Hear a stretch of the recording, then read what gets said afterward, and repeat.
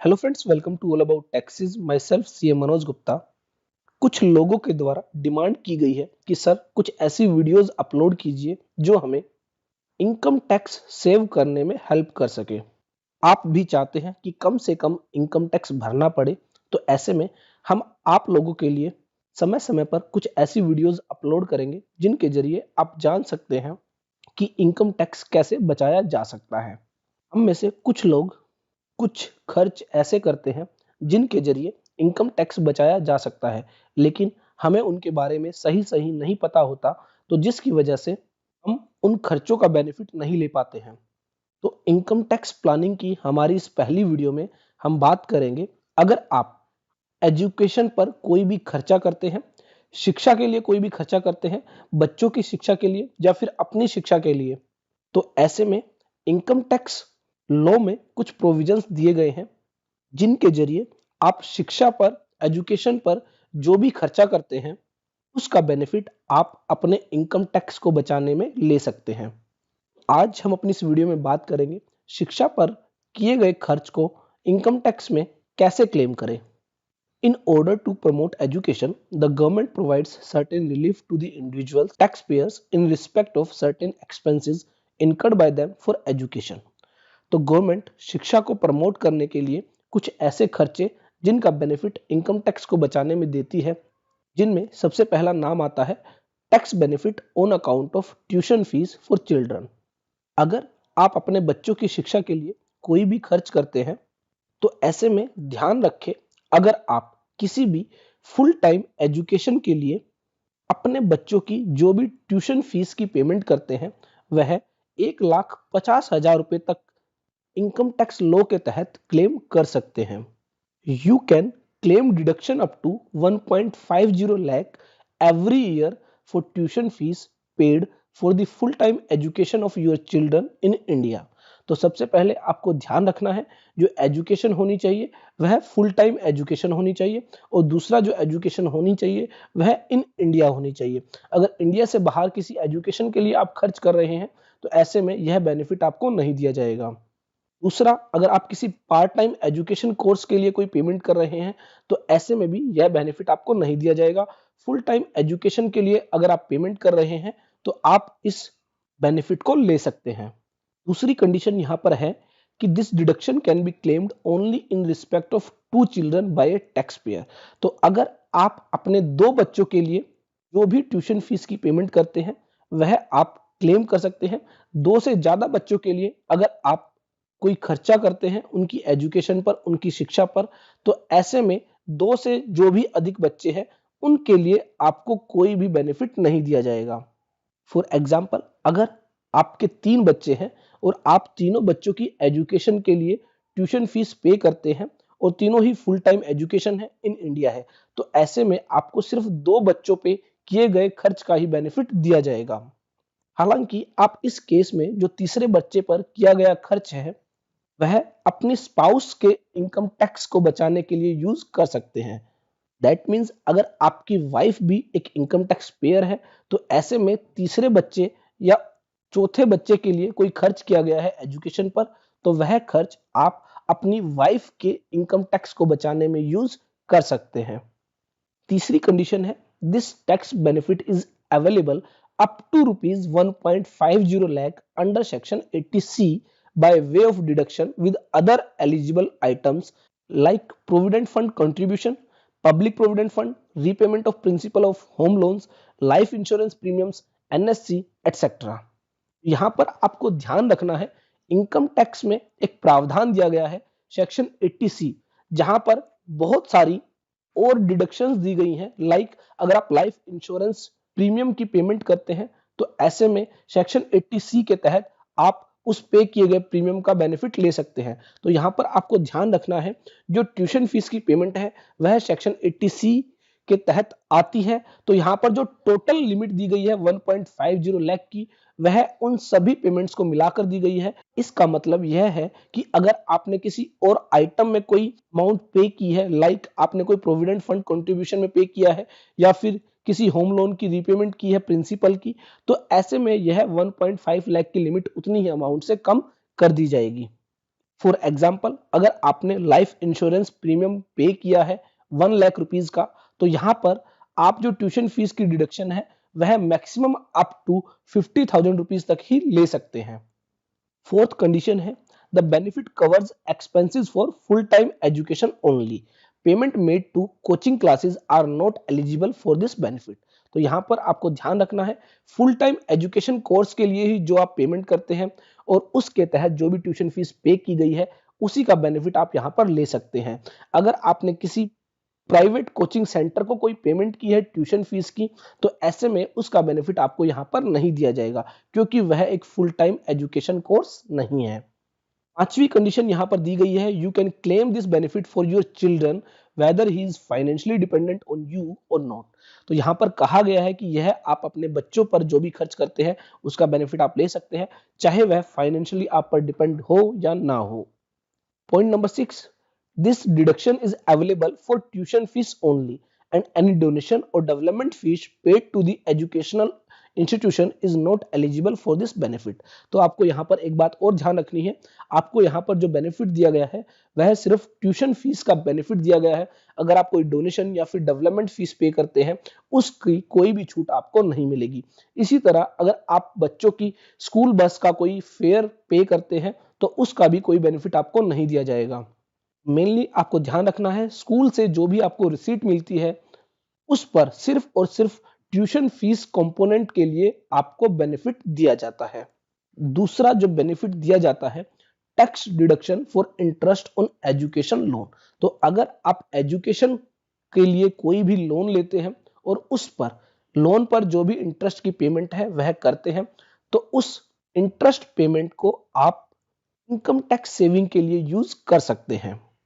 In addition to tuition fees, you can also claim deduction under section 80E for interest paid in respect of education loan taken for higher education of some specified relatives।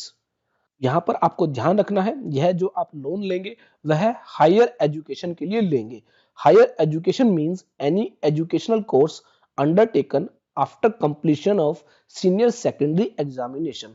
तो senior secondary examination के बाद आप जो भी higher studies के लिए जाते हैं उसके लिए यह बेनिफिट दिया जाता है। तो that means after 12th standard आप कोई कोर्स करना चाहते हैं और उस कोर्स के लिए आप कोई एजुकेशनल लोन लेते हैं, उस लोन पर जो भी इंटरेस्ट की पेमेंट की जाती है उसको आप अपनी इनकम टैक्स सेविंग के लिए यूज कर सकते हैं।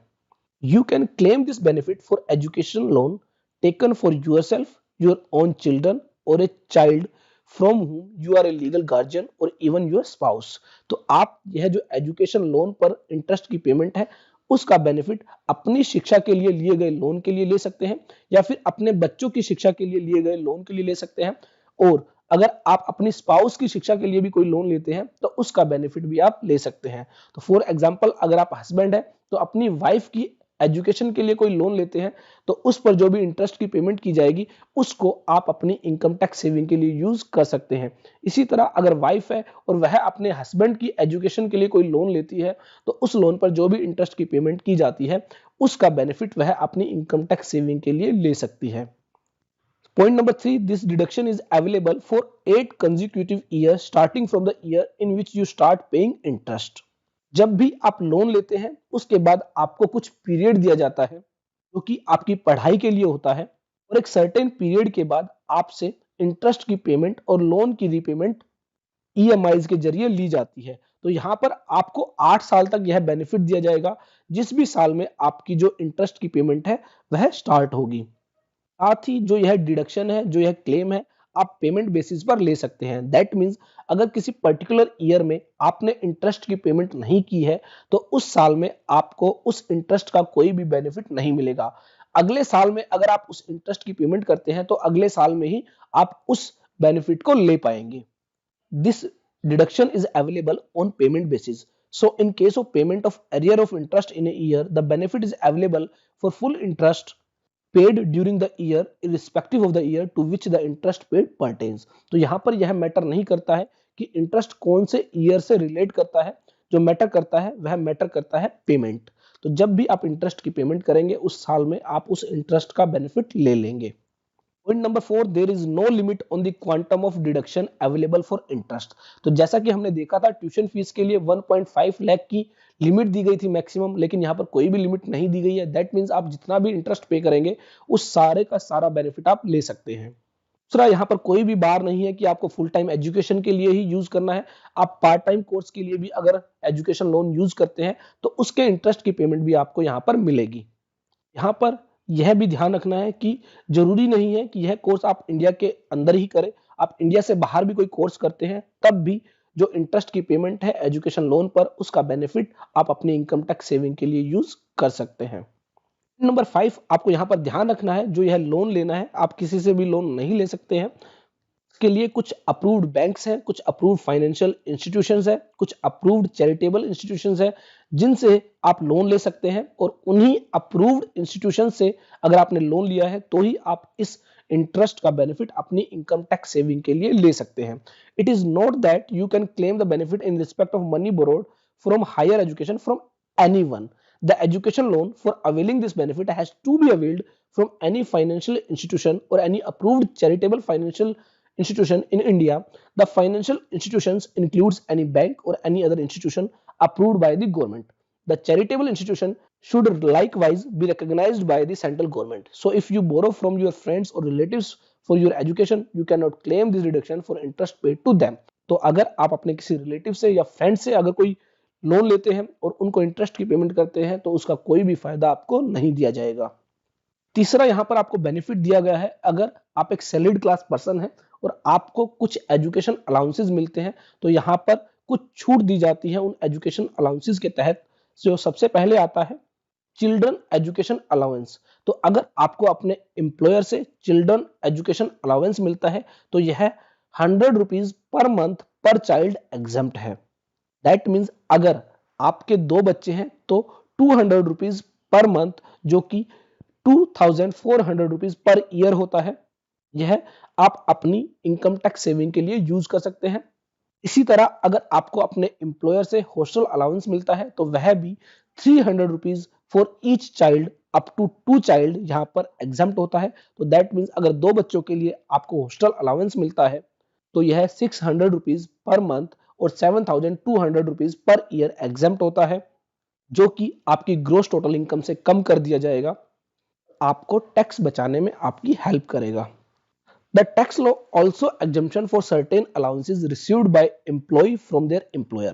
An education allowance up to rupees 100 per month per child for 2 of your children is fully tax free. Likewise, a hostel allowance received and spent by you is exempt up to rupees 300 for each child for up to 2 children. तो यहाँ पर आपको ध्यान रखना है यह जो exemption दी जा रही है यह सिर्फ मैक्सिमम 2 बच्चों के लिए ही दी जा रही है। अगर 2 से ज्यादा बच्चों के लिए आपको अलाउंस दिया जा रहा है तो जो 2 से ज्यादा जितने भी अलाउंसेस है वह फुल्ली टैक्सेबल रहेंगे, उनकी केस में आपको कोई भी बेनिफिट नहीं मिलेगा। You can claim this exemption only if your employer provides you such allowances separately as part of your salary. तो यहाँ पर आपको एक बात का और ध्यान रखना है, इनका बेनिफिट आप तभी ले सकते हैं जब आपका जो एम्प्लॉयर है वह आपको पे करे और साथ ही जो आपकी सैलरी शीट है उनमें अलग से इसको सेपरेटली शो करे। फ्रेंड्स, ये वो बेनिफिट्स थे, ये वो खर्चे थे जो आप अगर एजुकेशन पर करते हैं तो आप अपने इनकम टैक्स को बचाने के लिए यूज कर सकते हैं। ये सभी खर्च आप अपनी ग्रोस टोटल इनकम से कम कर देंगे और उसके बाद आप अपनी इनकम टैक्स कैलकुलेशन करेंगे, जिसका फायदा यह होगा कि आपका कुछ इनकम टैक्स बच जाएगा जो आपको पे नहीं करना पड़ेगा। फ्रेंड्स, अगर आपको मेरी ये वीडियो पसंद आई कमेंट बॉक्स में टाइप जरूर कीजिए और शेयर कीजिए ताकि ज्यादा से ज्यादा लोग अपना इनकम टैक्स बचा सके। और ढेर सारी वीडियोस हम इनकम टैक्स प्लानिंग पर अपलोड करते रहेंगे। देखते रहिए, लाइक करते रहिए, शेयर करते रहिए हमारे YouTube channel all about taxes को।